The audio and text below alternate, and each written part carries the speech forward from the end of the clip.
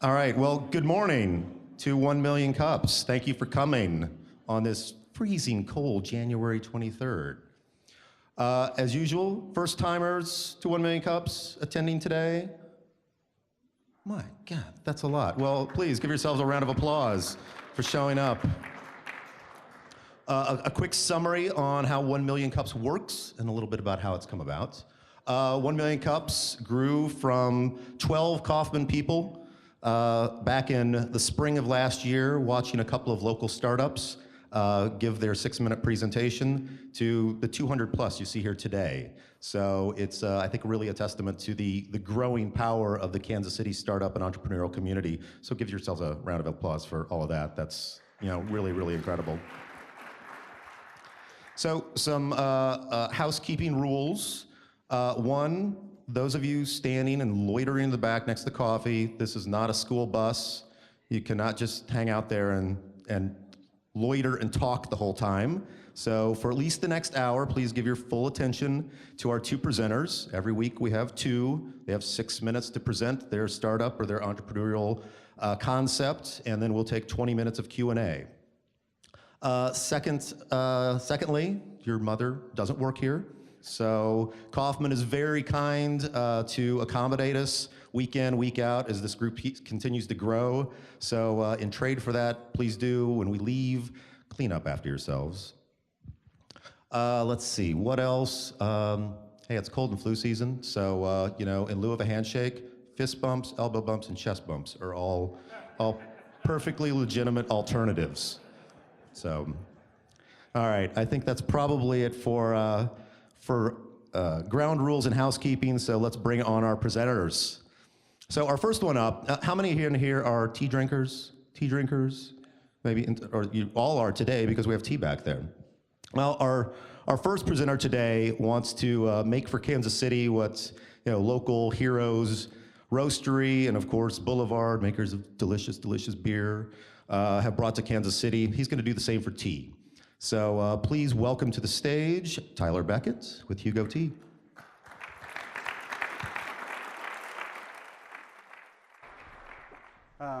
Thank you. Can we hear? Are we good? Okay. So first of all, of course, I'd like to thank the Kaufman Foundation for putting on events like this and sponsoring such a good entrepreneurial atmosphere here in Kansas City and, of course, across the nation. In particular, I'd like to thank Nate. There you are in the back for personally inviting me to come. This is actually my first 1 Million Cups, so I'm a little bit overwhelmed. I really didn't know what to expect, but I always like talking about tea, so everything's fine with me. So thank you, Nate. Thank you, Kaufman Foundation. We are here to talk about tea, and in particular, my new venture, Hugo Tea Company, which just launched this summer. And I really kind of debated for a while what I was actually going to talk about, because it's kind of an odd situation. I mean, I'm not pitching for money. I'm not pitching so that you guys all buy tea right after this. And I feel like maybe the best way to do it is just to simply tell you where it started, when I kind of decided to do this and why I decided to do it, and then where we're at right now. And then we can kind of save your particular questions about tea or maybe about the business, more specific questions for the 20 minutes of Q&A. So the story of Hugo Tea really is about two epiphanies, and I say that in the most literal sense. I actually had two very eureka moments where a light bulb, the cartoon light bulb went off over my head, and I realized that I was going to have a tea company. The first of these moments happened when the fall of 2011, I was actually teaching a course at the University of Missouri while I was getting my MBA. And I would do these clever things to take attendance in my course, and one thing I would do is I would often just give out surveys, and I'd ask 5 or 6 questions to the class that I taught, tell them to answer them, turn it in. I never had any intention of ever actually reading the responses. I was just using their names to take attendance. So one day, halfway through the semester, I was going through all of these questions, and the questions I always asked, inevitably, were about tea and coffee, or tea versus coffee, or just tea, or what have you. And I was like, I'm gonna plot all these data points. I'm actually gonna run it out. And I did. And it became glaringly obvious right then, as I was looking at the data in a quantitative way, I guess, however scientific it was, that something I'd suspected for a really long time was most likely true. And that was that most people, by and large, simply do not understand tea. Most people to most people, tea is not hip. The only time you're supposed to drink tea is if you're on a misty mountaintop meditating or something. And this is, it's just so wrong because it's kept so many people from drinking tea for so long. And so everyone thought, tea, everyone had this mystique, and it wasn't cool to drink, and it was for tea time or British snobbery or something. I don't even know what. Beauty and the Beast was an association I got with tea. I don't know why. I guess the teapot. And all these things are not how I saw tea. Tea to me was just simply a beverage that was really good for you, really good for the environment. It was cheap to drink, and I just really enjoyed making it. So I went home that day, or actually it was after I tabulated the results, and I sat back literally with a cup of tea in my hand, and I thought to myself, oh my goodness, I'm going to have to start a tea company. So that was number one. I knew that I had to start a tea company. You might find it entertaining to know that then the following day was the career fair, and I just didn't go. I actually looked up U.S. Customs and Border Control guide on importing agriculture products, and it is thick. So I knew I wanted to start a tea company. The very next epiphany came later on that semester. I would often come to Kansas City, both because I'm from the area and because I have friends here and for other meetings and whatnot. I came to Kansas City, and I began to notice something that I'm sure we all know if we just know it tacitly and we don't realize it on its face, and that is that Kansas City is extremely, extremely local brand loyal.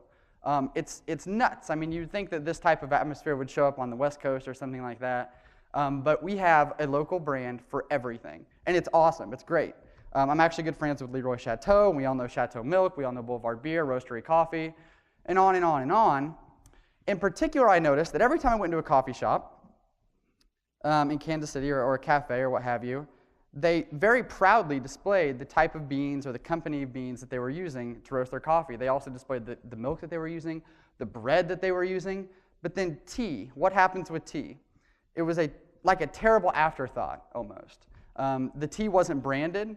You ask people what tea they have no idea. They have to look at this list that's printed out. Half the time they don't even have them. It's not brewed right. It's not stored right. And a lot of this isn't the product of people not wanting tea necessarily. A lot of this is the product of there not being a tea company here, I guess. If there's no one here, if there's no salesperson, if you will, or person here nurturing, or a company here nurturing a tea culture and tea knowledge, then this is what we can expect. And so Hugo Tea then is designed and has been designed to be Kansas City's local tea company. It's my belief that if we make tea simple, accessible, and hip, and wrap it in a hip brand where we all don't have to be sitting on, again, misty mountaintops doing yoga, then more people will enjoy tea. Not necessarily in lieu of coffee. I think we can enjoy both of them, frankly. So that's where Hugo Tea is at. What's my time? 4:30. So we can get to Q&A actually very quickly. Right now, I will tell you where we're at, and that is we are in 10 stores, 10 specialty stores, selling at retail. There's 2 in Columbia, Missouri, one up actually in Cameron, my hometown, one in Lawrence, the Merck, and then 6 stores here in the Kansas City area. We're also the exclusive tea provider to Mildred's Coffee House. We're going to be the tea provider to Key Coffee House and River Market. I hope and I think we're going to be the tea provider to Kaufman Foundation. And all of this happened in about 2 months of being open. So we've already been invited to be in several Cosentino stores, several Hy-Vees, which we actually had to turn down because we didn't have the production. We didn't buy enough tea on the open market to meet those demands, but we're going to, and we're going very quickly, and we're very, very excited about bringing tea to Kansas City. So with that, right before I open up to questions, I will just give a brief, I will tell you what you're drinking today if you do have the tea. A disclaimer, I guess, the tea came out just a hair weak. It's very difficult to brew 3 gallons of loose tea.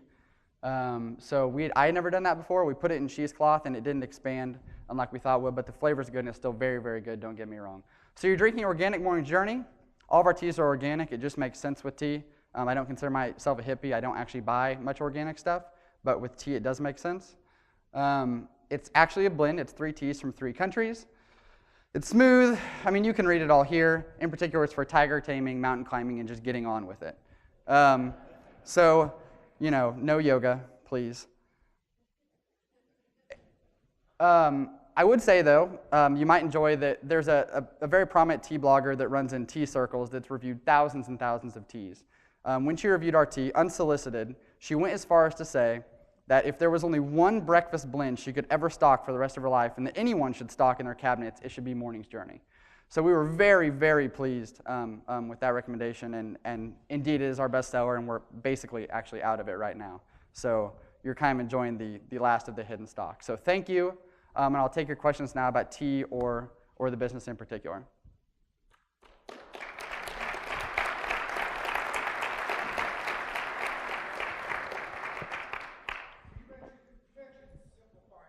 Yeah. Yeah, good question. So one thing that I found out, both from just watching people try to drink tea, is that the tea industry, by their very nature, everyone has tried to out-niche one another. Everyone has tried to appeal to a very, very, very specific group of people, the group of people I talked about. Not that there's anything wrong with that, but so when they're appealing to those type of people, they don't have to pitch tea, if you will. Those people already know how to brew tea. They already know what they're doing with tea. And so what they do with these individuals and in the tea market is you end up offering hundreds of options. For example, if you go into most shops that are exclusively tea shops, there's a few in the city, and you look at the menu board, it's not just a black tea and a green tea. It is like 100 options of tea. That is extremely overwhelming, and frankly, there is no value in adding that much. It's the paradox of choice. There's no value to the consumer. It makes it very hard for them to make a decision. So that's one thing we do. We keep the number of teas that we have very low. One black. Why have others that are only marginally different from one another? It offers no value to anyone. So just offer your best black. I mean, there's no reason to offer anything else. We offer one green tea, effectively. So that's one way. Obviously, making it very clear how to brew tea is another. Thank you. Yeah. Well, we have two green teas. Tyler, can you repeat the questions if we can't get them to a mic? Yeah. He asked what country our green teas come from. So we have two green teas. I lied. When we originally sourced, so one of the tenets of entrepreneurship is instead of just debating what you're going to do and studying it, just do it, and if it doesn't work, change it very quickly and keep going. So we didn't know, basically, by and large, and I'll try not to get too complicated because I can get on rants about tea, but by and large, there's two types of green teas in the world. There's pan-fired and there's steamed. Pan-fired green teas tend to be more nutty and have a much stronger grassy taste. Some people like those. On the other hand, there's steamed green teas, which are very fresh, light, airy, have natural hints of sweetness. We didn't know which one would go with the average consumer, basically. So we had both of them, and we've since come to learn that the one that's most popular is clearly the steamed one. So you asked which one they come from. Both of them come from China. The pan-fired one comes from,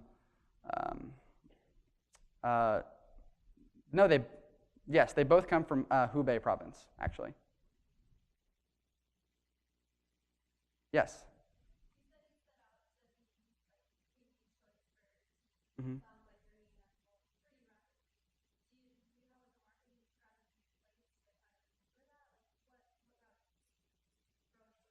Yeah, thank you. She asked what the marketing strategy was to make Hugo Tea Company Kansas City's tea company. There is no formalized marketing plan in a 3-ring binder anywhere, frankly. And maybe my MBA colleagues will, I don't know, disown me for that or something. But again, with something this small, the most important thing is really just to do it and figure out what works. And frankly, and we've had a few iterations actually in just a very short amount of time we've been open. Originally, we were going to be predominantly online. Quickly, that didn't make sense because it's hard to build a community just selling online. People have to see the product. People have to see it in store. You have to give people education in person. So that didn't work, so we switched over and we started selling in retail stores. Well, that's worked really well, actually, and we couldn't really meet the needs. But then what we decided was that people really identify with things when they're buying it by the serving, or they see it in really hip locations they already know, like filling station coffee, for example. If you go in and you see Hugo Tea, it's like, wow, what is that? That's really exciting, and it's actually more exciting, and I identify with it more now than if I just saw it on the shelf at Cosentino's, if that makes sense. So our strategy, the marketing strategy, if you will, is the same thing almost as our distribution strategy, as our channel strategy. Where people see the tea, they will identify with it if it's good tea. And our time and money is better spent doing that than paying for any structured marketing programs or anything like that. Thank you. Yes?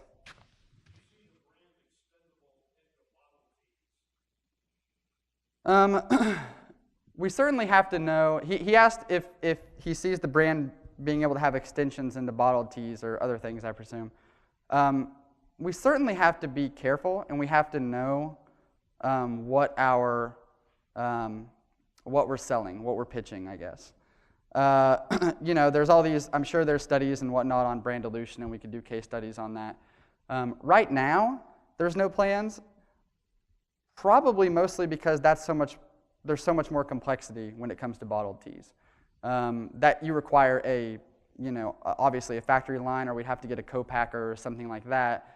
It would add tremendous expense when what we're really trying to do is introduce people right now to the joys of drinking hot, loose tea, high-quality tea. So it's certainly not, I don't think it's against the brand necessarily, it's just not feasible right now, and so we haven't necessarily considered it. Thank you. Did someone have a question over? Yes, Nate. All right, Tyler, when we first met, one of the first questions I asked you, I'm fascinated by the way that startups choose their name. So what's in the name? Yeah, I knew this question would be asked, and I think I have a good answer for it. And basically, well, there's the real answer, and then there's the kind of, I guess, the answer I can just kind of pass off on you, and that is that Hugo is essentially a mascot, actually. Not necessarily named after anything in particular, but the original idea was that Hugo is this individual who is actually more of an idea or a myth than a real individual who just really likes tea and wants to bring it to Kansas City. And as it happens, Hugo is also really cool, and he's done a lot of really cool things. So you can identify him with him in that way. But also, I guess, it makes sense. Hugo as a name matches the brand. It's kind of an old world chic is what we call it, so it makes sense. I think Hugo goes along very well with our hot air balloon. And Hugo, actually, as a name, its Germanic origin, means bright-minded or lively, which I think matches up with some of the tenets of tea very well. So thanks for the question. Yes? What are some of the challenges that you face? You said, I got to do tea, but obviously it's quite that simple because you're importing things. Tell us what challenges you run into. Oh, my. So he asked me what challenges I've ran into, and that is such a broad question. How are we on time so I don't go for the next 2 hours? Yeah. So there was obviously a lot of challenges. Basically because, frankly, I don't think there's anything unique to tea, other than the fact that it's a food product, so there are some regulations to meet. There's oversight and things like that, but frankly, there's that in every industry. The challenges were the same as for any startup, and that is that you don't learn, and we all know this actually, I don't even have to tell it to you, but you're not taught how to do any of this. The only thing, like for example, we built our own accounting system because we are bootstrapping really hard, and I didn't want to pay $10 a month or whatever to QuickBooks. So we built our own accounting system actually. So there's so many unforeseeable problems, and there's so many. It's impossible to explain. You just have to learn as you go, I guess. It's I don't know. It's a good question. I guess I don't have a very good answer for it, but thank you. Yeah. Yes. He said it was a great answer. Yes. Oh. Yeah. She asked if we plan on opening retail locations. No. Retail locations aren't near as scalable as what we're doing now. And retail locations are just a huge pain, really. I don't think, if there were one, it would be one, like a tasting room at our warehouse, for example, where people could come for events or something like that. But there's no plan just to open up a Hugo Tea chain of tea shops. We are perfectly content attaching our brand to all the great cafes and coffee shops we have in the city already. Thank you. Yes?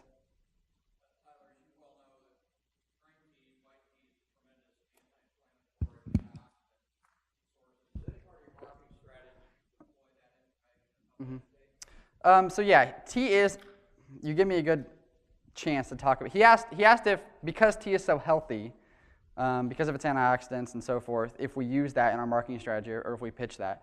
We certainly do. For all of those of you who don't know, tea is tea is very, very healthy. I'm also a coffee drinker, but I could easily say that tea is much better for us than coffee.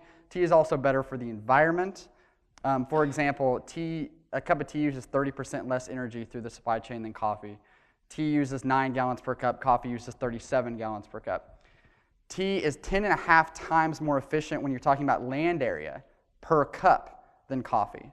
Not that there's anything wrong with coffee. It's just tea is this miracle beverage, I think, that just kind of goes under the radar.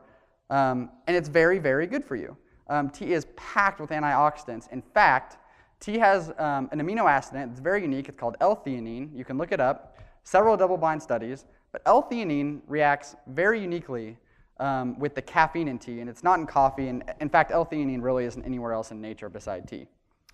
L-theanine binds with the caffeine when it goes to your brain after you're drinking tea, and it helps make your tea high, if you will, your caffeine high from tea, much more zen-like, I guess. So here we are back to the yoga, but it really does. It makes your energy more focused, more concentrated, more mindful, physiologically, as opposed to a more jittery, anxious or agitated high that you might get from just caffeine alone. So to answer your question, now that I got to tell everyone how cool tea was, we use that. We certainly tell people, hey, tea is very good for you, but we don't want people drinking tea just because it's good for you. There's a lot of things that are really good for us that we do. You should do because you enjoy, I guess. You should drink it because you enjoy the taste of it. It's just a bonus. If you will. Thank you. Is there anyone who's... Yes, you got your hands raised.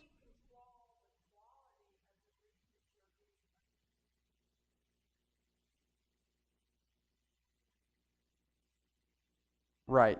That is, okay, so going back to Georgia's issues, that is, anytime you're dealing with any agriculture product, that is extremely important, extremely difficult. Tea is, we wouldn't know it from all the tea we have in bags, but tea is actually a very seasonal crop, which is why, for example, we couldn't meet the Cosentino's demands or Hy-Vee demands because we don't have enough, and we can't just go get more.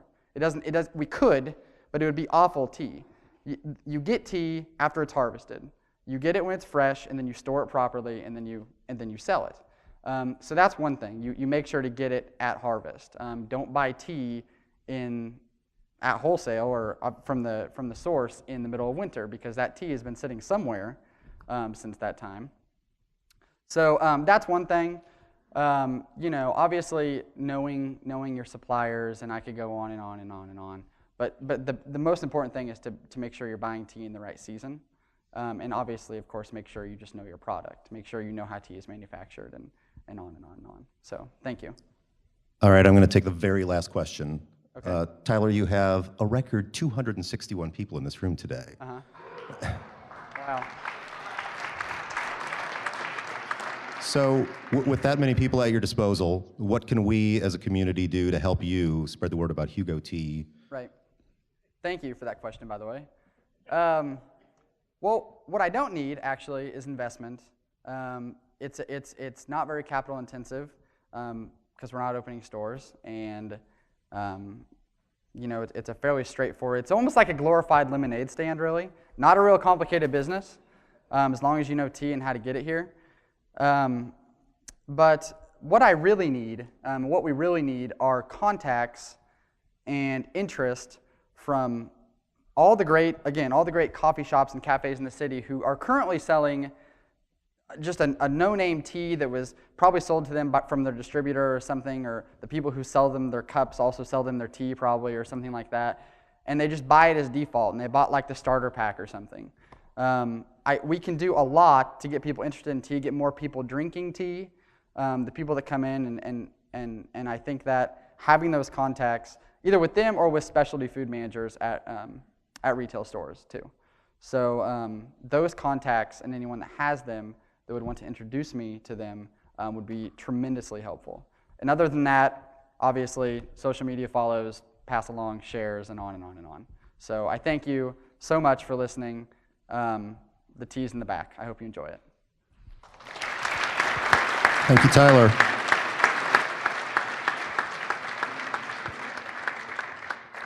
Great stuff.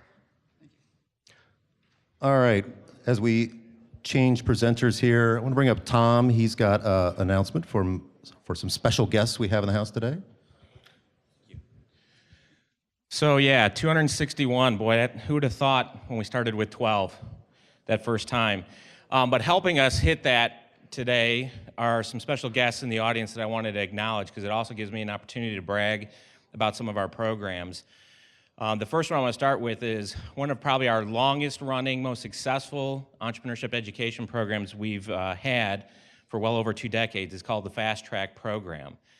And the Fast Track program has withstood the test of time. It's been iterated as a very practical, hands-on curriculum educational program to help guys, whether it's Tyler at Hugo Tea or any of the ones that present up here, with the mechanics of how getting started. And in the audience today, we have facilitators, people that go through a rigorous certification process to understand how to implement this. And if I could ask you, show of hands, the Fast Track facilitators in the house.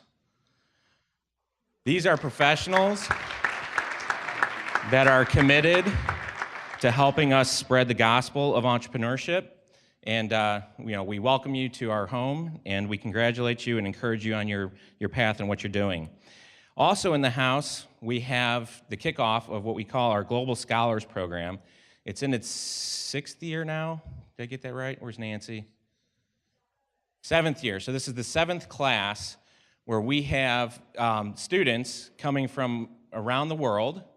That they are going to be in a very rigorous program here for several months, where they come here and we bring the brightest minds that we can bring to them for their benefit, to understand what this phenomenon of entrepreneurship is, what the journey they're going to entail, and then we send them out into the world, so to speak, for internships.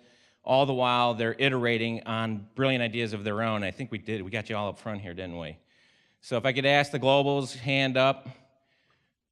This is your opportunity, and the reason I'm embarrassing you or risking that to put you on spot is, one of the wonderful things about Kauffman is you never know who you're going to run into here. I mean, just the collision of networks that happens, is just phenomenal. So if you really want to get a global perspective on your business or a product, grab one of these young people. They're wicked smart. To get into the program is not easy. It is very competitive, so I assure you they are wicked smart. And then finally, I want to just point out one other person in the house. So as I brag about Fast Track as being one of our oldest, best accepted programs, one of our newest, most exciting programs that focuses more about the entrepreneurial mindset is called the Ice House program. We have the founder and author of Ice House in the house too. He's going to be lecturing our global scholars later today, Gary Schoniger. So for those of you who have snagged an Ice House book out of the front and know anything about it, or you want to get an autograph from the author, that's Gary. He's standing right there. Feel free to bend his ear. He's a talker. He'll welcome the opportunity. Thanks, everybody, for coming. Thank you for owning this. And to our local organizers, this is only as good as you guys are making it and keeping it going. And we're very proud that, we have this opportunity to facilitate it for you. Thanks. Awesome. Got one other quick announcement from Kevin Fryer from Spark Lab. Thanks, George, and thanks to the Kauffman Foundation for sneaking me in for 2 minutes. Today, we're announcing a new business accelerator to the Kansas City market area. And we're actually doing the official press announcement across the street at MRI Global's Mag Center at 10:30 today. So this is kind of a sneak preview, and they were kind enough to give me 2 minutes to tell you about the program and the benefits of it. Unfortunately, I won't be able to take any questions, but if you want after today, the website is live today and should be in the press.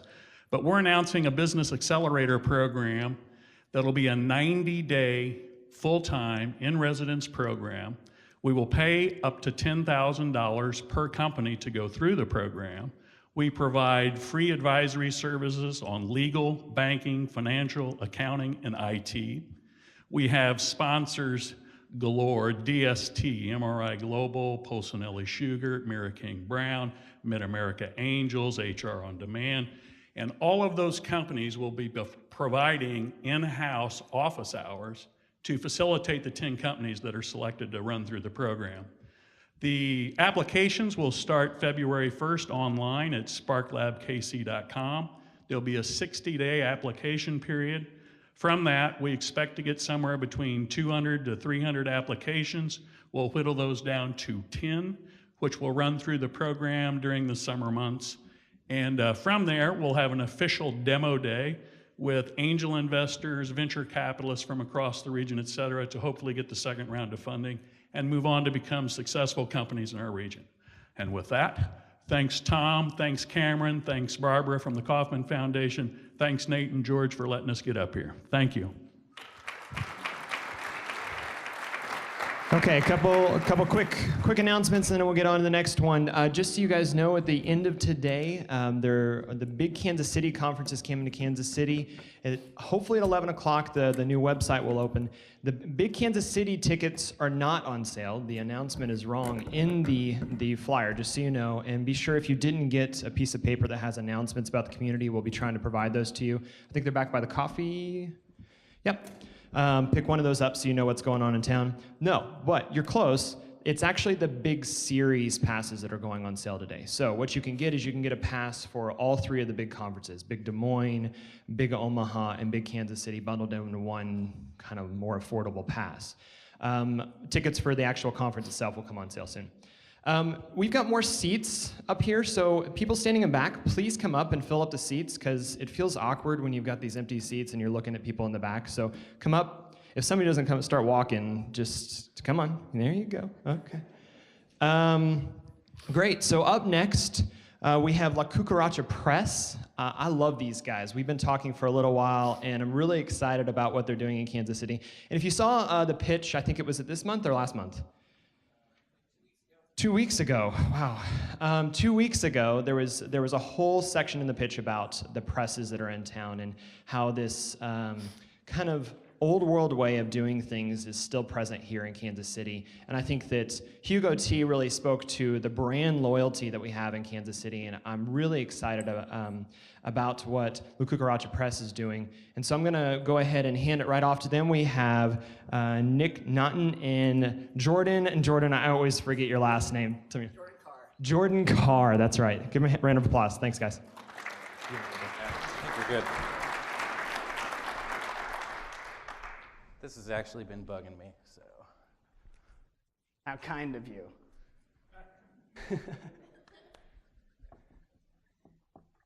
All right. That's legal now. So, yeah, we are La Cucaracha Press. We're basically a silkscreen and letterpress operation that works kind of in the East Crossroads in a building called the City Ice Arts Complex. And basically, it's like the old ice building where they used to make blocks of ice for like about the past 100 years, and it got renovated a couple years ago and turned into studio spaces. And so, a real quick story about how we came to be. Here's us, and here's a photo of a print shop that I previously worked at where I met Jordan, and it was at the old Arts Incubator. If anybody's heard of the Arts Incubator, it was a big fixture in the First Friday scene. Like if you went downtown to the Crossroads, like you probably wandered through there like every First Friday, because the building was full of artists. It was full of just like interesting things, and they had a huge print shop on the ground floor. And so for about a year and a half, I was overseeing running that print shop. And when I showed up, like it was basically like dead. There wasn't any action going on, no people coming in. And we were renting space for other artists to come and do their work. And so over a year and a half, we built up the team of people who like volunteered and helped, which like, that's how I met Jordan, and like a number of other people who've been involved in our print shop. But this was actually a barbecue I was throwing as kind of a team builder in the back of the building. And it was also like the same day that we were notified that the fire marshal had shown up and that we were gonna get shut down, so. Yeah, this is the second we decided we needed to start our own print shop right there. Yeah, so, you know, I was having everybody over, we were cooking, it was gonna be great, and I had all these new ideas to tell everybody about, and then I had to like lay down like the worst bit of news we'd ever had, so. But going from, you know, we weren't yet turning a profit for like the print shop entity itself, but But we were building a lot of momentum, and like it was getting to where people were coming in like every single day. So it was really becoming a haven for artists and for printmakers especially. We train on equipment and using a lot of supplies that we just all can't afford to have like in our own studio space. So what we were working on was kind of providing a space for people to come and use really good equipment. I mean, it was a better studio than most colleges have. So, so after the demise of the Arts Incubator, we basically ran headlong into starting our own operation. And so I took a name that I had chosen like 10 years earlier when I was an undergrad. Like every undergrad names their own print shop. And so like I named it La Cucaracha Press after a book that I was reading. And 10 years later, I had a reason and like a, you know, kind of a thing that was actually a brick and mortar location for it. So we do silkscreen printing, which is basically if you're wearing like printed t-shirts or apparel of any kind, all of that is silkscreen printed. We do posters, album covers, wedding invitations, business cards, anything you can think of. And it's all done using metal screen frames where you push ink through a mesh, kind of like a stencil, basically. You want to explain what letterpress is? Yeah, the other type of printing we do is letterpress printing, and letterpress printing is very, very ancient. It uses, this is what you're looking at here as a drawer of lead type. So each one of those is an actual letter or an ornament or an image cast in a slug of lead. You lock them all up, you have this big chase that's just lines of letters and types, and that actually prints on one paper at a time on a machine that's powered by a giant spinning wheel and your foot pedaling it around. But you know, it leaves that's the machine right there. It leaves like a really nice artisan quality to anything that's printed. Letterpress printing relies on a slight impression. So whenever you have like a printed product that's not just glossy, smooth digital, it's printed typically on like a 100% cotton paper stock, and you can feel, if you drag your fingernail over it, you can feel each letter's indentation in the actual print. It started out just as, you know, the way to print type, movable type. And now it can be used for all types of, you know, business cards, fine art, posters, and it pairs very well with silkscreen, which is one thing that our shop does, offering letterpress and silkscreen that most shops don't do. They're always one or the other, and they really are complementary art forms. Mm-hmm. And so, so over time, you know, when we started the company, we were starting it as artists, kind of starting a company. So we had the money in our pockets, the idea, and we knew that we wanted to do it in a really affordable DIY sort of way. So we actually found a space that we could rent for $250 a month starting out, which it was about 600 square feet, and that's where we're at right now. And the landlord kind of gave us a graduated deal so that like over time, the rent would go up with our growth. And so we actually pretty much lucked out because the space had everything we wanted, and it just made it so that we could actually afford to open this business without much business knowledge other than like things that I'd learned from running the Incubator Press or some other side work that I've done as a consultant. But basically we started it with the idea that we would build a shop that we could work at to replace the one that we had lost. We could bring along some of the people who had used the old print shop, but we didn't know where it would go from there. And then within 6 months, the print shop was paying for itself, and we just did the numbers for this year's taxes. We had like about $30,000 come through the shop in the first year. Now most of that is gone already in the first year, but like we had a significant amount of work to do that, you know, even though there are like a number of other print shops like you'd see in the pitch article, like they featured 8, and like, you know, a couple of them are like really big hitters, like internationally printing things. And like despite all of that presence, like we came in onto the scene and like we found people wanted more print. And generally it was kind of people attached to the things that we do. Like I'm an artist by training, so I have an MFA in art, and Jordan is an artist. Has run like punk venues, you know. Oh yeah, I've been like running venues and booking shows, you know, like little DIY concerts, and just, you know, because of that, been screen printing all the posters and advertising for that, and kind of learned the process and learned the trade just because I had to, just to you know, get more people to see these bands. You know, to get 25 people to come see a show instead of 20 people. And that's kind of grown into this just wealth of knowledge where I look back, it's like, oh, you know, I always assume that everybody knows more about printing than I, because I just learned at doing it, and I look back and it's like, oh, no, well, you know, I've been doing this for 10 years, like 12 years. I've been screen printing. Like, I know what I'm doing now. And so it's really nice to join up with Nick, who's, much more formally trained, and just kind of combine our print experience and knowledge to be able to focus on like really creative directions for a print shop, because we're much more than just like a commercial job printing print shop. We have a few facets where like job printing is definitely a direction we're going down. That's kind of what pays the bills. And we've also got like the willingness to kind of sacrifice, I guess, potential profit to work on other like creative projects and support that will support like the artist community, because that to us is worth more than just printing more commercial jobs that are just kind of no-name things. It's much more worth it to us to be able to support the artist community and create from scratch gallery events where we can pick artists that might not be getting recognized at this moment, but we feel deserve it, and say, bring them all together and say, we're going to put this project together for you, give you this gallery space, give you this platform to have an event and get your work out there and have it be attainable. And then the third, the last like kind of aspect of our print shop is even more community focused, and that's the studio aspect of it, which is, as Nick said at the very beginning, we all came out of Arts Incubator, which was a non-for-profit print studio. And so we still offer our complete commercial print shop open for artist memberships, where they basically rent our space and they get 24-hour access to all of our printing presses, all of our equipment. And if they need to help us train them on a new piece of printing equipment or a new type of ink, like, we're there to help them out.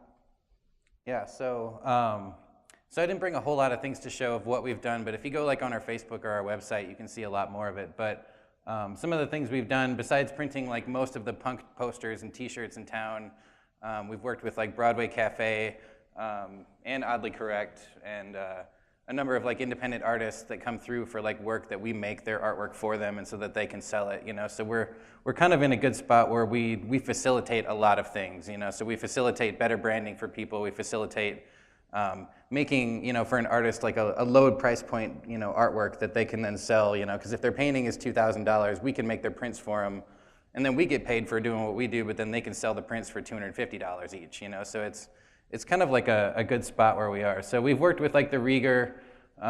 Whoop-de-Doo is a nonprofit arts performance group. We printed tickets for their special event last year. Letterpress and Silkscreen. Method KC is doing a project with the Negro Leagues Museum where they're doing a special clothing line kind of based on the first Negro Leagues World Series. And so we did all the tags and kind of branding for that project. This little poster was for the Kauffman Scholars Program. And through people that we've met, like Marley Stempelman in particular, like she came to me and was seeing if we could print like a broadside for them. So I had some volunteers who were in a class of mine kind of design it for me, and then we printed it. And so we did it for a really affordable price for a really good cause. And that was all part of Fresh Prints Co-op. And so it's almost too much to go into. We could talk for like a lot longer, I think. But That's great. I'm going to shut you guys down. Sorry. Yeah. Well, I want to open up with the first question, and tell me where you're going. Where does this scale? How do you grow the business? Where do you take it next? And talk a little bit about that for me. Well, we want to go bigger for sure. We have right now, we have like one little printing press. We have enough that you can do really good silkscreen work, but we can't do t-shirts in the space yet, although we have a space off-site. So we want to kind of consolidate everything into one room and then bring in more equipment that like more artists can benefit from, like an etching press, like just equipment that we don't have right now that we may or may not be able to borrow from someone, but we're kind of in a spot where we're growing to a point, we've outgrown our space, but we can't afford yet to leap forward. But yeah, there's like a threshold that we need to cross because this is the thing that Nick and I are both most passionate about, and it's our part-time jobs right now, and we just need more space, more volume, more jobs so that we can kind of dive in and just go full-time at what we love doing. Yeah, definitely. Mm-hmm.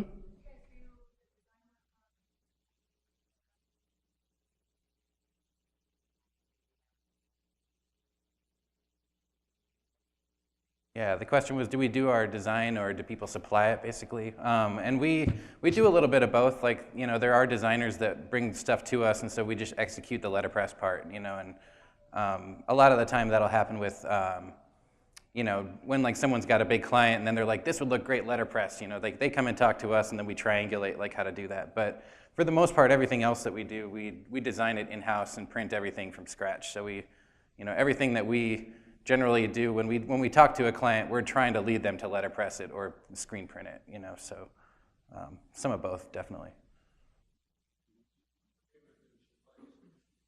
No, G-clays we unfortunately don't do, but it's kind of a different thing. Like G-clays are more of like an inkjet print, like a digital print, so that's more of a, it's not like the handmade, I guess, aesthetic that we go for.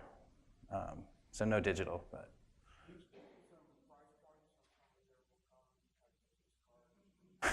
We could do that afterwards if you want. Basically, like printing is based on, you know, how extravagant of a paper do you want, how many colors are in your design. A lot of graphic design that people get for corporations and things have a lot of blending and like really, you know, interesting looking graphics, but like when it comes down to hand printing those things, like a lot of them aren't compatible with our process. So a lot of the time people might bring in a logo and we have to kind of reconform it to fit to our processes, but we're used to doing that. So the more colors, the more price. If you want like a piece of mat board as your paper that like no one can fit in their wallet, you know, like that's doable, but like, you know, you'll have to pay more for like the upped quality of it, so. So I was checking out your guys' website, and it says that, you know, I don't know, maybe you could clarify for me, but if people want to come in to the workshop and actually maybe be part of a project, or say like I want to print something, do you guys like basically help people, you know, through that process? Because I think I think this is really unique. I mean, metal shops used to do this, glass blowing shops used to do that. Maybe they're not doing it so much anymore because of liability, but you can really get people involved with creating something. And I think that's really boutique, and you know, you could really grow in that space. Yeah, we do offer that. At the very smallest aspect of that, what we offer is a screen burning service. Because a lot of people want to do screen printing at their house, at their own studio, and it's very doable. There's really not a lot required. There's the physical screen and some ink, and that's about, you know, if you just want to make some prints on your own, you can, but burning the screen is the most difficult part. And so, you know, we offer just for $15, you know, $5 each additional screen. If somebody wants to bring in their artwork and their screen, we'll just make it for them. They have a pro burn screen that's going to last them however long they need. And if they want to step that up and use our space, we'll basically rent studio time to them, where they can come in and use our facilities. We have a few full-time members that pay for 24-hour access to our space. And then we also offer classes kind of by appointment. If somebody wants to really get in depth and learn, you know, just how to run the letterpress, or they just want to like get an expert opinion on how to be printing properly with screen printing. Yeah, there's been instances of like coaching where we've done, you know, where someone will come in and they'll want to execute like their own thing, and so we might work with them like hand in hand, you know, but it's pretty rare that people come to us with that in mind. But if you have a little bit of skill, we can definitely help you get up to speed. We've had, you know, classes from the Art Institute work out of there and whatnot, so it's a good space, so.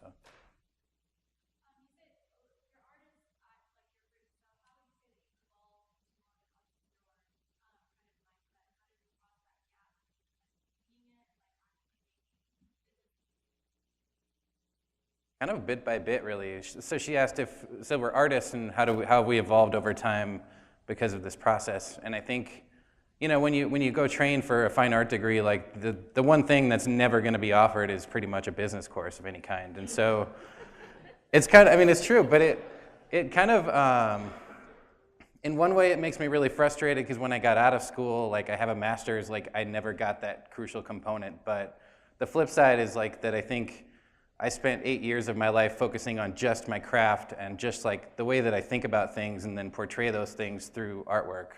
And so I think that experience is invaluable, but then there should be like a post-grad school or post kind of schooling program, like Artist Inc., who presented here a couple of weeks ago.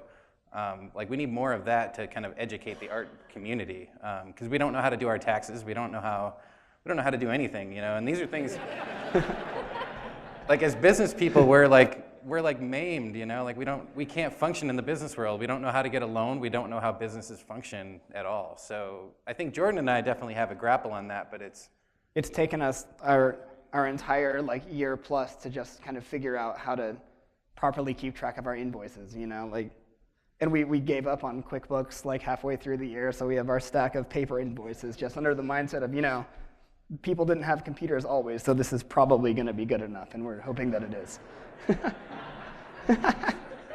It's becoming like, I mean, it's becoming a bit of a project too that like I see the need for this, and so like I'm always trying to facilitate, and I'm an educator for sure too, and so like my dad and I are working on developing like a tax program that'll be online for artists in particular, you know, so we can start to kind of plug those holes where like the university system just might not work for it.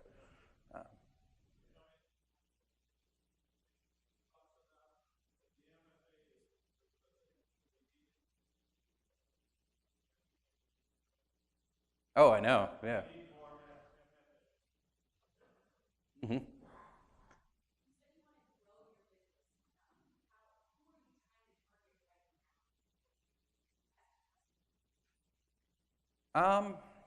I mean, we definitely have found along the past year that we've worked with all the people, like a lot of the people we would have wanted to work with. Like, you know, we love drinking like Oddly Correct coffee, and like we really respect Greg and what he does. It's amazing quality coffee in town here, made locally.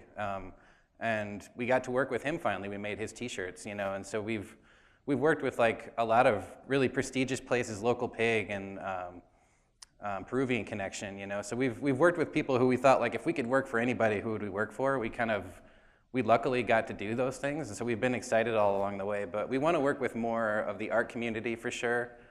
And another arm kind of relating to this fresh prints, like basically in the spring I developed a class for the Art Institute that we did service printing for like arts organizations. And so I had a whole class of students who were like artists and designers and printmakers, and we printed at cost projects or almost free projects sometimes for people like having an art show and they needed a postcard, or for the Charlotte Street Foundation.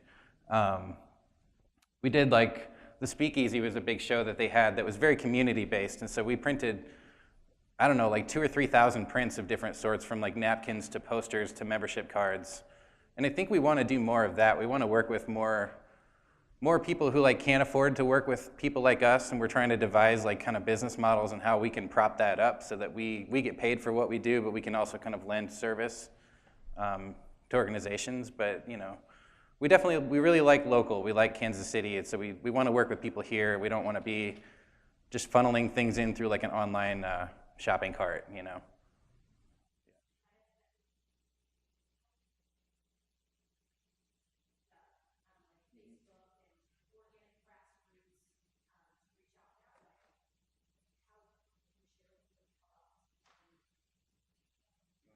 Yeah, I mean yeah. She asked how we plan on reaching, you know, potential clients and how we plan on growing.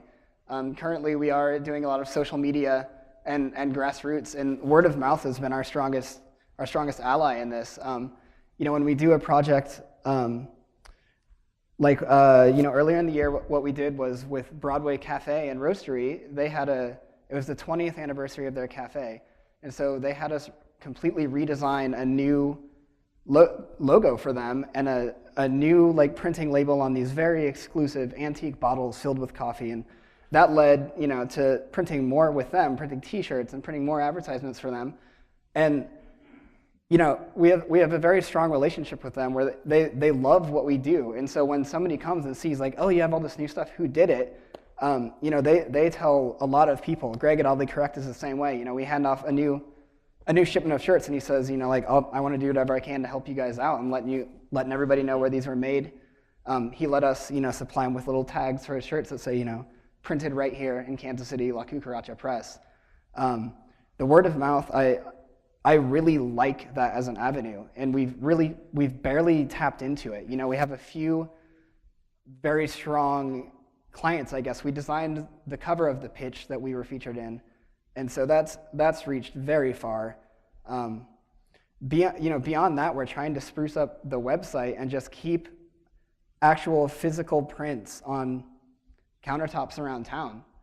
We feel that what we do is like as a print shop, we make a very tactile product. Like, so much time is spent on the internet looking at images.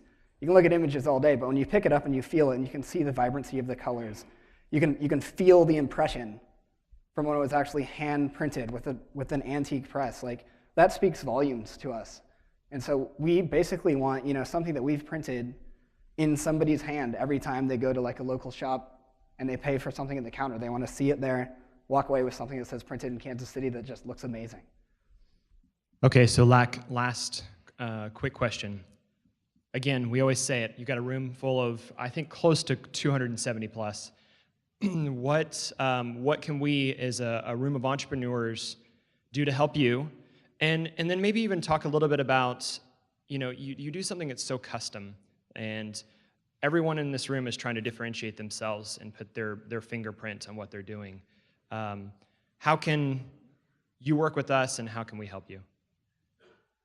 I think we've sort of made a case today, but everything we do is kind of based on relationships, and like making a handmade product and giving it to someone, even if it's just a business card. If you have a really nice handmade business card, people notice, and I think we, in that kind of spirit, we came here today thinking like we just want to tell people to like support that idea, kind of come back to the tactile world, and like support Kansas City itself, and like the local businesses that are thriving. And we have great, local food, coffee, tea, like printing. We have a thriving kind of cottage industry of locality that's exciting, and I think it's happening everywhere. But I keep hearing reports of people kind of hearing about this going on here. That 1 million cups can fill a room. It's like 70 more people than were here last week. I mean, it's like I think next week they're gonna have to go to a different building or something. I don't know. But for us, like I don't know if we need investment, but we would surely take it. Any kind of help, I think, would be great. We love just like meeting with people and talking to them. If you have ideas and you wonder how we might fit, like we're happy to talk about that. We quote a lot of stuff that never happens, but we've actually done a lot of cool stuff that we didn't expect to have happen either. So.